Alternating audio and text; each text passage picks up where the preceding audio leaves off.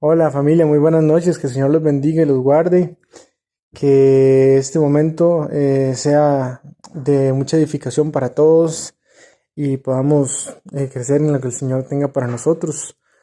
Vamos a entregarlo como siempre en sus manos, ponerlo en sus manos y pedirle que abra nuestro entendimiento y nos guíe. Padre bendito, te damos en este momento las gracias, Señor, por la oportunidad de compartir tu palabra. Te pedimos que nos limpies de cualquier contaminación, que nos perdones por todo pecado y toda iniquidad y nos hagas, Señor, dignos de acceder a tu presencia, Señor, siendo justificados con la sangre preciosa, Señor, del Cordero que nos limpia y nos hace aceptos delante de ti. Te bendecimos, Señor, y te pedimos que abras, Señor, nuestro entendimiento, nuestro corazón, que pongas en nosotros la disposición, la humildad, la sabiduría, Señor, que necesitamos para recibir tu palabra y para que se haga vida en nuestra vida, Señor, porque tú no quieres solamente oidores, sino hacedores de tu palabra. Así que te entregamos este momento y te pedimos que tomes tú el control en el nombre del Señor Jesús. Amén. Vamos a empezar leyendo Santiago capítulo 4, versículo 17. Santiago 4, 17.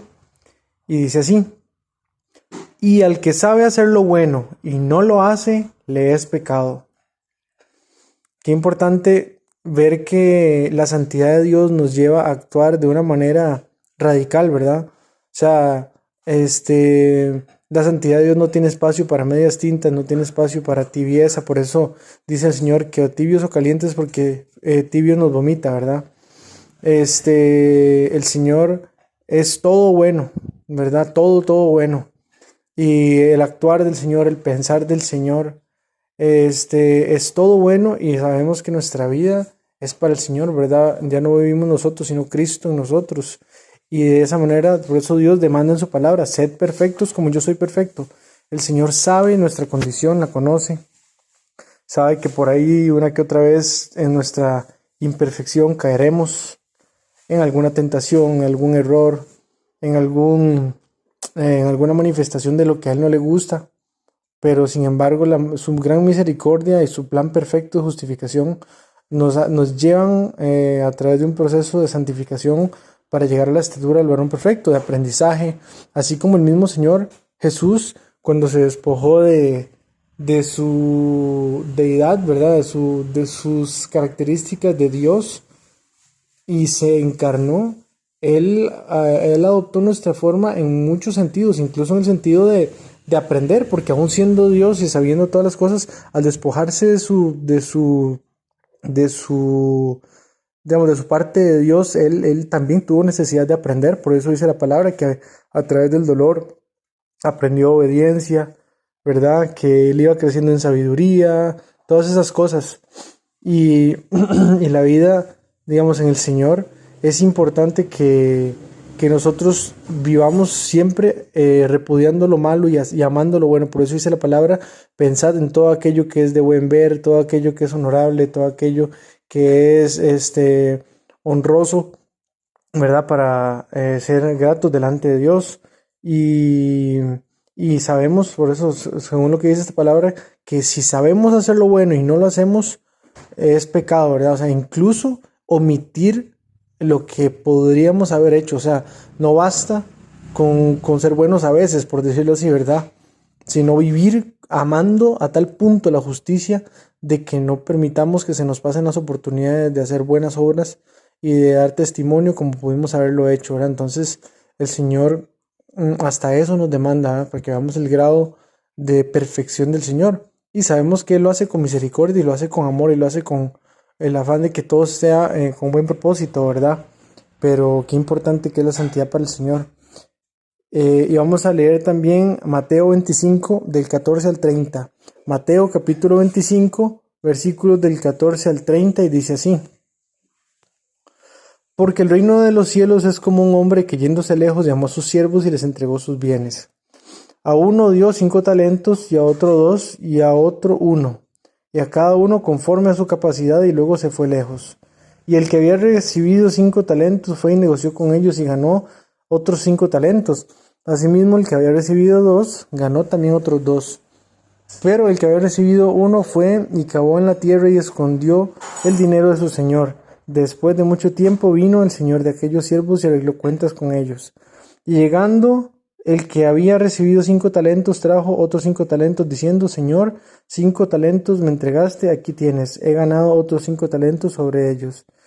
Y su señor le dijo, bien, buen siervo y fiel, sobre poco has sido fiel, sobre mucho te pondré, entra en el gozo de tu señor. Llegando también el que había recibido 2 talentos, dijo, Señor, 2 talentos me entregaste, aquí tienes, he ganado otros 2 talentos sobre ellos.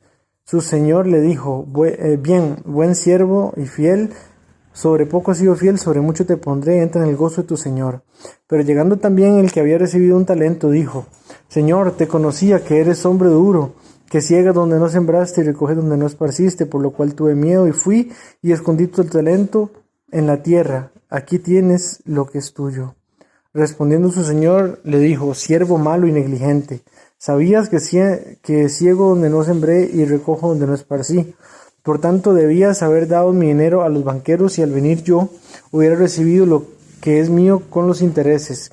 Quitadle pues el talento y dadlo al que tiene 10 talentos, porque el que tiene le será dado y tendrá más, y al que no tiene, aún lo que tiene le será quitado. Y al siervo inútil echadle en las tinieblas de afuera, allí será el lloro y el crujir de dientes.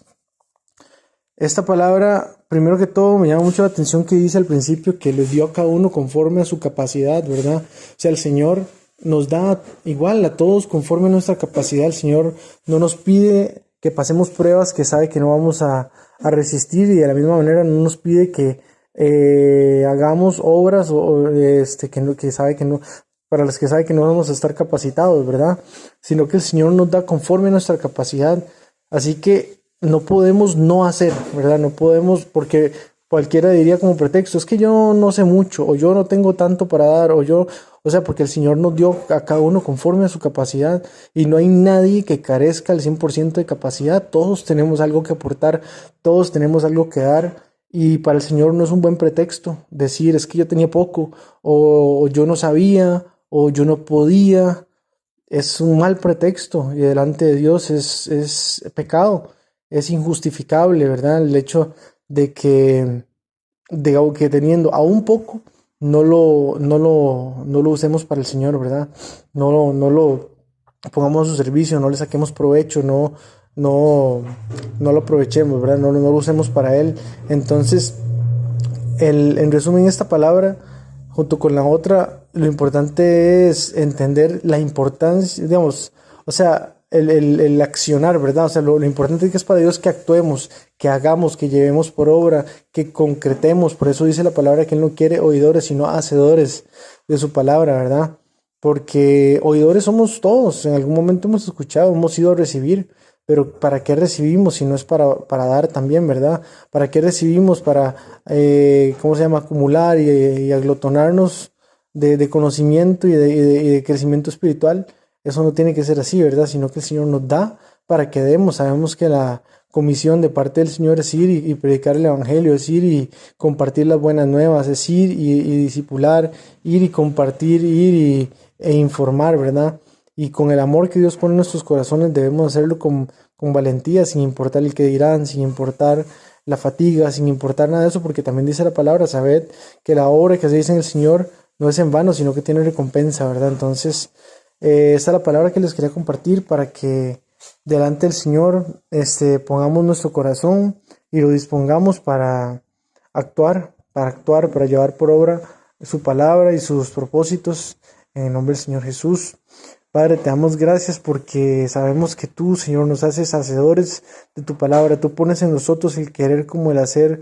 Tú, Señor, nos das entendimiento y profundidad, Señor, en nuestro corazón para no quedarnos solamente con lo que aprendimos, Señor, y dejarlo estancado, sino llevarlo a la ejecución, Señor, llevar a compartir, Señor, esa palabra, esas buenas nuevas de salvación, esa profundidad espiritual que no sea solo para ser glotorio en nosotros, sino para compartirlo, para que sea disperso ese mensaje, Señor, de salvación y de amor en el mundo.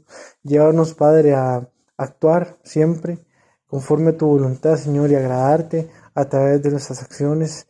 Te bendecimos y damos gracias en el nombre del Señor Jesucristo. Amén. Que el Señor los bendiga y los guarde. Un abrazo.